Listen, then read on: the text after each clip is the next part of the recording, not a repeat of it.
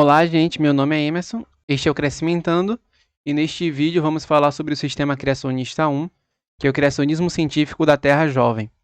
E esse vídeo é voltado também para os estudantes da Arca que estão estudando um pouquinho sobre as origens, mas também serve para todo mundo que se interessa sobre esse tema e quer estudar a respeito.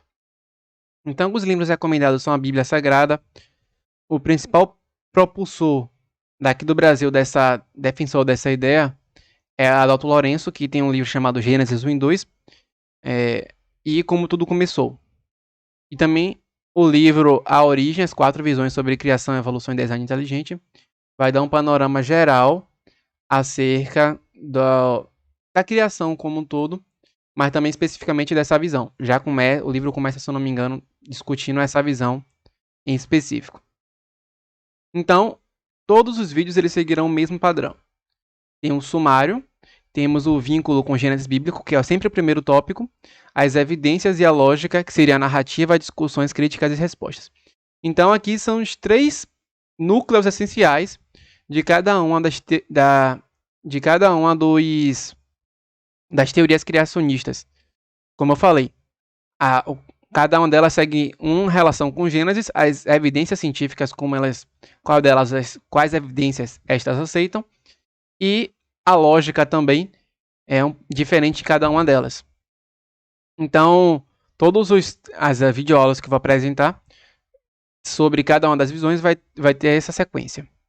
Então, já falamos sobre isso, mas Deus criou o mundo em 7 dias. Especificamente, no primeiro dia ele criou as trevas e a luz. No segundo dia ele separou o firmamento. No terceiro dia ele criou as plantas, enfim. Todas essas coisas você já viu lá quando a gente apresentou o texto bíblico. Mas o que é importante a gente saber? Basicamente, para essa visão em específico, esses elementos que a Bíblia apresenta aconteceu literalmente, ou seja, a planta sendo criada por Deus realmente aconteceu. Daquela forma como a Bíblia diz, a criação do ser homem através do barro realmente aconteceu daquela forma. E os 7 dias foram os 7 dias literais, ou seja, 7 dias de 24 horas que Deus utilizou para fazer isso. Então, tudo que a Bíblia fala ali é a forma mais comum que a gente interpreta, que é como essa visão mais tradicional acredita. Então, os 7 dias seriam literais e o texto seria um texto não simbólico, ou seja, tudo aquilo que o texto está falando ali, o foco principal é realmente relatar como Deus criou a criação. Embora pode ter um foco secundário, que seria refutar algumas coisas, refutar algumas ideologias, mas o foco principal realmente é falar da criação. Então, aqui tem alguns versículos bíblicos que eu já falei um pouquinho, mas que, para relembrar, que fala sobre os 6 dias da criação. Então, o versículo 5 diz assim, o Gênesis 1:5. E Deus chamou a luz de dia, as trevas de noite passaram ao primeiro dia, esse foi o primeiro dia. O 8 diz, ao firmamento Deus chamou de céu, passaram-se a tarde e manhã, esse foi o segundo dia. O 12:13 diz assim, a terra fez brotar vegetação, plantas que dão sementes de acordo com as suas espécies, e árvores cujos frutos produzem sementes de acordo com as espécies. E Deus viu que ficou bom. Passaram-se a tarde e manhã, esse foi o terceiro dia. O 16 diz assim, Deus fez os 2 grandes luminares, o maior para governar o dia e o menor para governar a noite. Deus também fez as estrelas, passaram-se a tarde e amanhã, esse foi o quarto dia. Então, você vê que tudo que a gente já falou ali é essa visão. Eu estou apenas relatando o que o texto diz, os textos principais da criação, mas tudo que a gente está lendo aqui, para essa visão aconteceu realmente dessa forma. Literalmente, como o texto está dizendo, foi assim que aconteceu.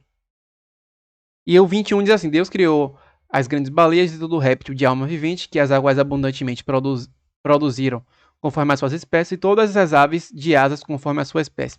E viu Deus que era bom. Passaram-se a tarde e amanhã, esse foi o quinto dia. E o 26 diz assim, então disse Deus, façamos o homem à nossa imagem, conforme a nossa semelhança. Domine ele sobre o mar, sobre as aves do céu, sobre os grandes animais de toda a terra e sobre todos os pequenos animais que se movem rente ao chão. E Deus viu que o que havia feito e tudo que havia ficado muito bom. E tudo havia ficado muito bom. Passaram-se a tarde e amanhã, esse foi o sexto dia. Então tudo isso aqui aconteceu realmente de fato, segundo essa visão. Então, o que a gente observa é que existem algumas incongruências e inconsistências entre aquilo que a ciência fala e aquilo que o cristianismo fala de acordo com essa visão. Por exemplo, o Sol foi criado há 4,8 bilhões de anos, só a idade aí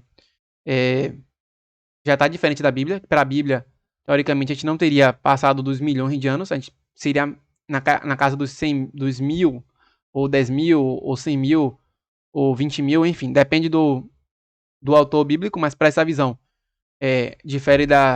essa visão difere da ciência, já que a ciência está dizendo que o Sol foi criado há 4,8 bilhões de anos atrás. E se a gente pega ainda a ordem da criação, para a ciência, o Sol primeiro foi criado, para depois existirem as plantas muito mais lá para frente. Aqui não. As plantas foram criadas antes do próprio Sol e antes da Lua. Então, você vê que existem algumas inconsistências aí entre essa visão e a teoria científica como um todo. Mas a gente vai discutir como é que eles respondem a isso. E para essa visão, o dilúvio aconteceu em todo o mundo. Então, aqui a gente tem Einstein, a gente tem um cientista, por exemplo, pensando nas questões anteriores e pensando no como a ciência ocorre. E o que essa visão tenta falar sobre evidências é que a Bíblia, a escrita é bíblica e é sobrenatural. Então o que acontece é que quando a gente tenta racionalizar para a ideia para a ideia cristã se integrar com a ideia da ciência, a gente está tentando diminuir aquilo que a Bíblia diz segundo essa visão. Então, se você observa bem, a ciência ela pensa dessa forma porque ela é naturalista. Ela parte de um ponto de visão materialista e que não há um Deus. E só pensa de uma maneira natural. E o que essa visão tenta trazer é que a Bíblia ela parte de um pressuposto sobrenatural, ou seja, está além do natural ou além da natureza. Então, se existe um Deus que pode fazer tudo, logo ele pode ter criado as coisas da forma que ele fez. Ele pode ter criado a planta depois e pode ter criado a planta antes e o sol depois. Então, esse elemento de sobrenaturalidade faz com que tudo que a Bíblia fala faça sentido, já que Deus é Deus. E mesmo que a gente pense que isso não faz sentido, segundo a lógica científica, a gente tem que saber que existe algo sobrenatural por trás de toda essa criação. E quando a gente bota Deus na equação, tudo passa a fazer sentido porque tudo pode funcionar de acordo com como ele quer. E é claro que depois ele criou toda a estrutura equilibrada para que tudo funcionasse dessa forma, mas como isso foi originado, poderia ser de certa forma por vários caminhos, já que Deus era todo poderoso. E um argumento muito forte dessa visão é que Deus pode deixar a aparência de antiguidade, ou seja, existem elementos que a gente observa na natureza e que, pelos métodos científicos, tem bilhões de anos. E aí, como é que você vai responder isso? Então, o que acontece? Deus, por algum motivo, ele pode ter criado aquilo e fazer com que aquilo tivesse a aparência de milhões de anos. Ou seja, ele já criou um átomo decaído ou de forma a parecer que tem bilhões de anos. Então, tudo que a gente vê na ciência aqui, a gente olha lá nos registros, faz as análises lá e diz que tem bilhões de anos, não é que tem bilhões de anos, é que Deus criou rápido, em um curto período de tempo e até recente, só que ele deixou a aparência de bilhões de anos. E ele poderia fazer isso porque ele tem motivos específicos, e que a gente não sabe bem qual para fazer as coisas dessa forma. Então, essa teoria ela refuta e rejeita totalmente a evolução e também a evolução humana. Ela acredita parcialmente em fósseis. O que eles tentam dizer, essa visão tenta defender, é que os fósseis existem tecidos moles e sangue de mosquitos fossilizados muito recentemente. Então, ou seja, para ser fóssil não precisa ser algo muito antigo, já que a gente tem até sangue de mosquito sendo preservado recentemente. Então, o que eles tentam trazer é que isso é uma visão de mundo e não deve ser descartada por não se encaixar. Existem evidências de uma catástrofe global, ou seja, o que teria gerado os fósseis foi uma catástrofe global que gerou alguns fósseis. E como existem evidências de uma catástrofe global que foi esse dilúvio, dá para ter uma ideia de que teve uma extinção em massa que ocorreu. Então, tem toda uma discussão aí por detrás, mas que eles tentam discutir um pouquinho sobre a confiabilidade ou não dos fósseis para medir idade e uma discussão mais profunda a respeito das catástrofes que ocorreram na Terra. E para eles também, a evolução não cria informação, mas ela pode, as espécies elas podem ir se modificando ao longo do tempo e o que ocorre é que a mutação sempre é um defeito. Então, a gente consegue ter evolução, eles acreditam na evolução a nível de microescala, mas não no nível macroevolutivo. E a lógica a respeito disso. Então, essa é a lógica que ele segue em criação, que é da redenção e eternidade. E o que eles tentam dizer é que as outras visões, quando colocam morte como algo existente antes de Adão pecar, de certa forma colocam essa ideia de redenção por Cristo meio que por baixo. De certa forma, ele está colocando essa ideia como uma ideia errada e está mudando toda a cosmovisão cristã. Então, isso pode afetar a evangelização. Então, eles têm crítica muito forte essa ideia de que a morte já existia antes, de Adão pecar. Sobre os dinossauros, eles acreditam que foram criados recentemente e criados por Deus, ou seja, essa visão também acredita nos dinossauros, só que foi criado por Deus, e esses dinossauros eles não entraram na arca, talvez pelo tamanho deles e pela quantidade de alimentos que eles comeriam.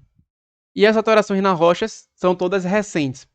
Então, aquelas alterações nas rochas foi períodos intensificados de catástrofes gerais que foram sendo geradas, que fez com que as camadas elas ficassem bem divididas nas rochas geológicas.